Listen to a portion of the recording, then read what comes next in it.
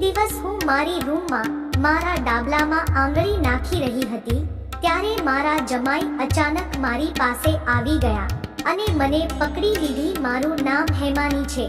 હું માત્ર 38 વર્ષની છું.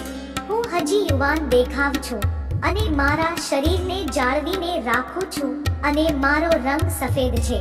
હું ડેલી કસરત પણ કરું છું એટલે મારું શરીર જોરદાર છે. મારા પરિવારમાં હું, મારા પતિ, મારો છોકરો અને મારી એક છોકરી છે. મારી છોકરીની 3 મહિના પહેલા સગાઈ થઈ હતી. એનો થનાર પતિ મુંબઈમાં રહે છે અને અમે લોકો દિલ્હીમાં રહેતા હતા.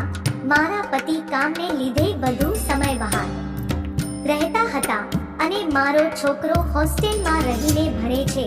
એકવાર મારી દીકરીને નોકરી મળી એટલે તે ટ્રેનિંગ માટે ગઈ હતી ત્યારે મારા પતિ પણ કામના લીધે બહાર ગયા હતા અને રાત્રે જમાઈ આવ્યા. તે મુંબઈના રહેવાસી છે અને મુંબઈમાં બહુ ઠંડી પડતી નથી તેથી દિલ્હીની ઠંડીથી તે પરેશાન થઈ ગયા. તેણે રાત્રે 2 ધાબળા લીધા અને બીજી રૂમમાં સૂઈ ગયા. અમે બંને એક જ ઘરમાં પણ અલગ અલગ રૂમમાં સૂતા હતા. રોજની જેમ હું મારી ડાબલીમાં મારી આંગળી નાખી અને તેને સાફ કરી રહી હતી. મને ખ્યાલ પણ ન હતો કે મારો અવાજ સાંભળીને મારા જમાઈ મારા રૂમ પાસે આવ્યા અને પછી એ રૂમની અંદર આવી ગયા.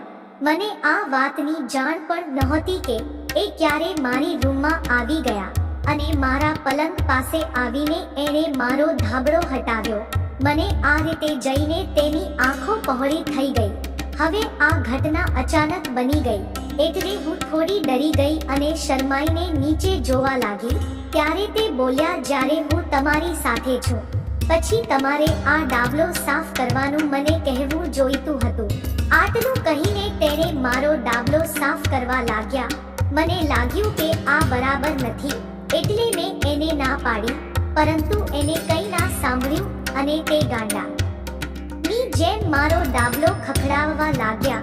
મિત્રો, તેણે તે દિવસે લગભગ 8 વાર મારો ડાબલો ખખડાવી નાખ્યો. આટલી બધી મહેનત કર્યા પછી મારી પીઠમાં પણ દુખતું હતું પણ આ બધી પીડા હવે મારા માટે સારી છે. મેં મારા જમાઈ સાથે ખૂબ જ આનંદ કર્યો. તે આજે બપોરે ચાલ્યા ગયા પરંતુ મને કહેતા ગયા કે આવતા અઠવાડિયે ફરી આવશે. હવે હું તેની રાહ જોઈને બેઠી છું. જો મિત્રો વિડિયો પસંદ આવ્યો હોય તો વિડિયોને લાઈક અને ચેનલને સબસ્ક્રાઇબ જરૂર કરશો. ફરી મળશું નવા વિડિયોમાં. ત્યાં સુધી આવજો.